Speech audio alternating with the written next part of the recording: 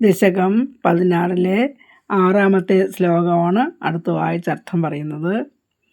ഫീത്യാലമങ്കജ വസന്തസുരാംഗനാവോ മന്മാനസം തിഹജുഷത്വമിതി ബ്രുവാണഃ ത്വം വിസ്മയേന പരിതസ്തുപതാമതൈഷാം പ്രാദർശയസ്വ പരിചാരകകാതരാക്ഷീഃ.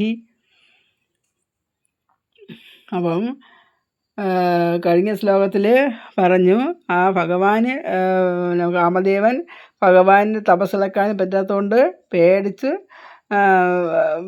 അങ്ങനെ നിന്നപ്പോൾ ഭഗവാൻ പുഞ്ചിരിച്ചു കൊണ്ട് പറഞ്ഞു.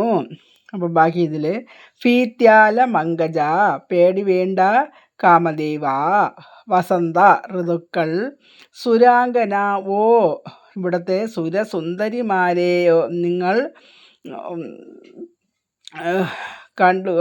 കണ്ടുകൊള്ളൂ എന്നാണ്. പേടി വേണ്ട കാമദേവ, ഇവിടുത്തെ ഋതുക്കളെയും സുരസുന്ദരിമാരെയും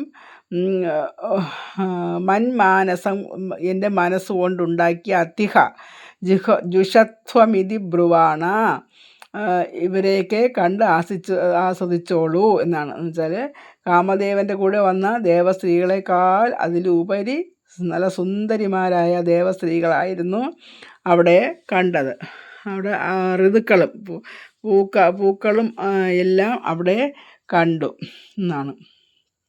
സ്വീകരിച്ചോളൂ എന്ന് ഭഗവാൻ പറഞ്ഞു.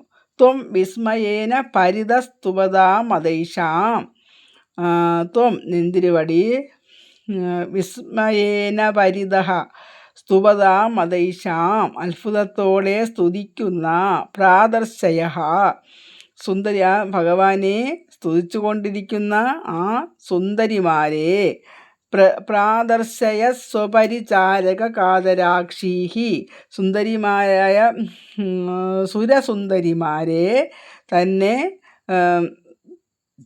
ശുശ്രൂഷിക്കുന്ന സുരസുന്ദരിമാരെ ഭഗവാൻ ആ കാമദേവന് കാണിച്ചു കൊടുത്തു എന്നാണ് ഈ ശ്ലോകത്തിൽ പറയുന്നത്. എന്നുവെച്ചാൽ കാമദേവൻ കുറേ ദേവസ്ത്രീകളുമായിട്ട് തപസ്സിളക്കാൻ വേണ്ടി വന്നു. അപ്പോൾ ഇവിടെ അതിനേക്കാൾ അപ്പുറമുള്ള സുരസുന്ദരിമാരെ, തനിക്ക് ചുറ്റും നിന്ന് തൻ്റെ സംരക്ഷണങ്ങൾ ചെയ്യുന്ന സുരസുന്ദരിമാരെ കാണിച്ചു കൊടുത്തത് കണ്ട് ആ കാമദേവൻ അത്ഭുതപ്പെട്ടു എന്നാണ് ഈ ശ്ലോകത്തിൽ പറയുന്നത്. ശ്ലോകം ഒന്നുകൂടെ വായിച്ചിരിക്കാം. ഫീത്യാലമങ്കജ വസന്ത സുരാംഗനാവോ മന്മാനസം തികജുഷത്വമിതി ബ്രുവാണഃ ത്വം വിസ്മയേന പരിതസ്തുപതാമതൈഷാം പ്രാദർശയസ്വ പരിചാരക കാതരാക്ഷീഃ.